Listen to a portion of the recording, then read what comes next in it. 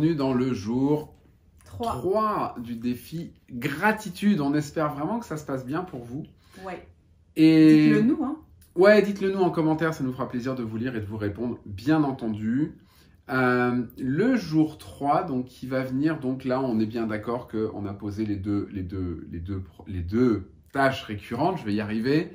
Et là, on va vous proposer dès demain matin de faire un exercice dès votre réveil, comme Anne vous le disait en introduction du programme.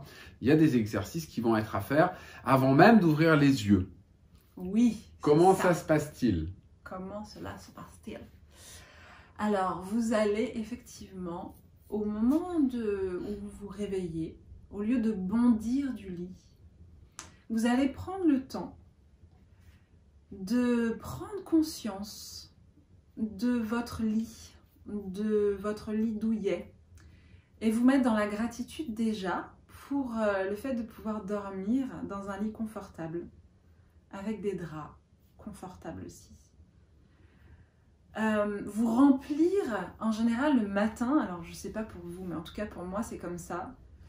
Le matin, quand je prends ce temps, je me rends compte que je suis à la bonne température en fait. Enfin, que le lit est extrêmement agréable. La température du lit, des draps, tout ça, c'est un truc de fou. D'ailleurs, c'est sûrement pour ça que j'ai autant de mal à sortir de mon lit. Bon, passons. On ne fera pas de commentaires. Mais goûtez à fond ce plaisir intense d'être déjà dans cette position allongée qui est quand même délicieuse. Faites un petit check-up de votre corps qui certainement va bien. Et en tout cas, faites le tour de tout ce qui va bien chez vous et mettez-vous déjà dans une forme de très grande joie et gratitude pour ça. Et puis, quand vous allez sortir de votre lit, vous allez pouvoir aussi prendre conscience que vous avez des jambes qui vous portent. Et ça, c'est génial d'avoir des jambes pour pouvoir se lever. Des pieds qui vous aident à vous déplacer. Et donc, être dans la gratitude par rapport à ça. Des yeux qui vous permettent de voir où vous allez. Vous pouvez, je sais pas, vous pouvez, quand vous allez ouvrir vos volets, peut-être être dans la gratitude de pouvoir respirer le bon air frais qui s'offre à vous, de pouvoir voir quelque chose de beau dehors.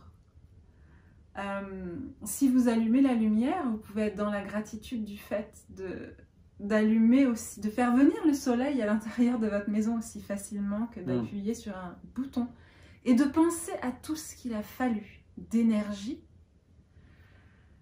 pour vous amener ça jusque chez vous.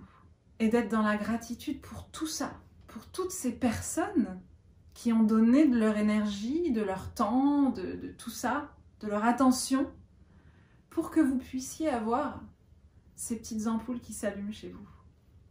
Et quand vous allez faire couler l'eau pour, je sais pas, vous débarbouiller ou remplir votre cafetière, être dans la gratitude aussi de l'abondance et de la facilité avec laquelle vous avez accès à ces ressources. Pendant toute la durée de votre rituel matinal, donc la durée de votre petit déjeuner, de vos petites activités, vos ébullitions, vos ablations, non, vos quoi? Vos ablutions, non? Vos ablutions, vos ablations.